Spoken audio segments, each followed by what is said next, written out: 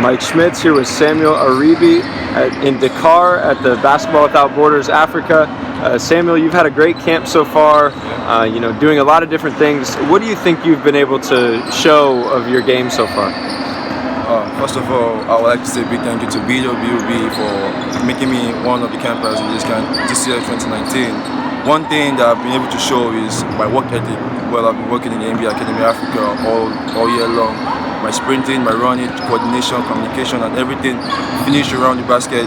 But that's one thing I've been pretty good at, finishing around the baskets. That's one thing I've getting improved. What can you tell us about your background? Where you're from, when you started playing basketball, some things like that. I'm from Nigeria, Lagos to be precise, and I started playing basketball in my area. It's called Oshodi. It's a rural area like that, which is and from there, my mom took me to a place in Yaba, like I should go learn basketball. Then from there, I met Mr. Olumide Oyedeji, former NBA player, and he saw my game and he was like, if I want to learn basketball, I have to do some things to be able to play basketball, and I also need to focus in my academics because I wasn't really good in academics, but he helped me out in my academics and all that stuff. And from there, I started growing in basketball, and I entered in a camp called Nobody's Basketball Camp. And from there, I got offered to come for the trials, for the NBA Academy trials. From there, my game kept improving because I play more of a 3 slasher. That's my game, but I play more of 2. I play a little bit of 2, but more of 3. So who was the first person who found you, you said? Who was helping you? Mr. Olumide Oyedeji. Okay. Former NBA player. And what about your family? Any brothers, sisters? I only have sisters. I'm the last born in my family. 2 sisters already. I lost my dad 2016, June 20th. And since then, I've been like the man of the house, trying to do my thing, trying to make sure my family's okay and all that stuff. Even though I'm the youngest in the family, but I have to check on them and all that stuff to see what I can do to help them. So when did you lose your dad? 2016, June 20th. Okay. And what other sports did you play growing up? Any other sports? Yeah, I did long jump and soccer. I was former goalkeeper for my school, and from there I moved up to the top, being a striker. But one thing I'm good at is striking ball, just cross the ball and I hit it. I don't know how to use my legs in the front, but I know the ball so good. Striking ball.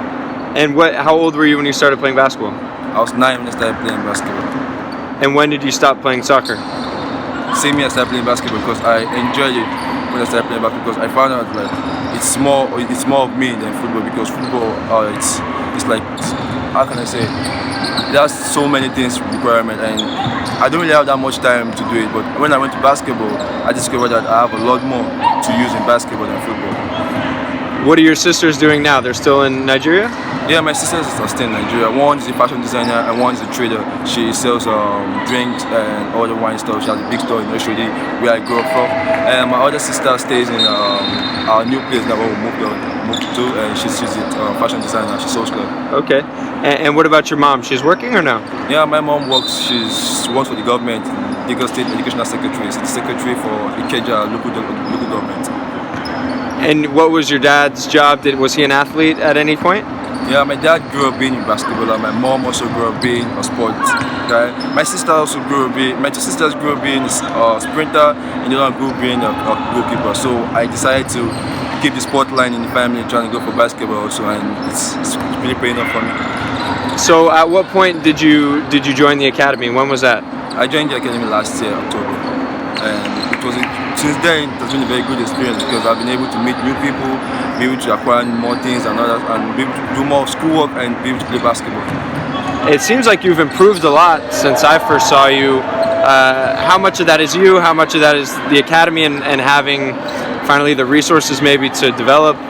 Well, it's from last year to this year, I myself would say I've improved, because last year I wasn't really good because I was always coming off the bench and all that stuff. So I put it in my mind that I don't want to come off the bench next year. I just want to be a starting 5. And since then, I put in extra work. Like I do meet my coach sometimes and ask him when it's morning practice. I'm like, okay, can I come before morning practice to get some work done? And after I'll join the guys. So later on, just still stuff like that. And I tell my coach after practice, can I get some short up? Sundays are our rest day, but I don't rest. I still call my coach up like, coach, are you free? He's like, Samuel, I have to rest. I said, coach, just 30 minutes and we're done. So from there, like I just keep doing the new things, but now it's adding up to my game right now. Like I myself couldn't believe what I'm doing on the court, but it's hard work. So where does that come from? Because not everyone has the same mindset as you. Why do you have this mindset? Because I look back to my family, like my coach always says, like you have to look back where we come from, look at Africa itself.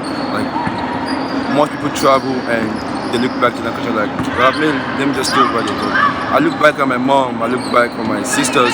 Basically my mom though, because she has sacrificed a lot for me. My sisters were jealous of my mom because she does so much for me. But she's the number one reason why if I'm tired, I get up every morning to do some extra work just to make her proud every day she sees me. And just to be able to keep a smile on her face and not let her think about my dad, passing on all that stuff. So I just try my best every day to work with my family and also my country. How did your dad pass away? My dad was sick. He was diagnosed of I don't remember. But he was sick and just Yeah. And then what about the difference between Dakar and your hometown? What are the differences? The difference in Dakar and my hometown is there's no rain.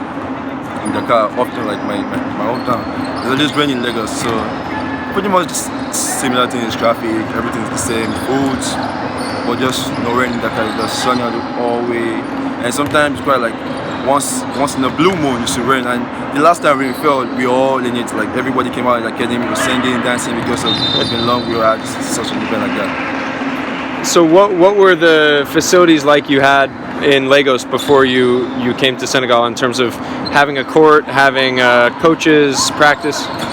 One of the best facilities I have is in Yaba. It's a road park. It's a good facility though, but I play in the outdoor.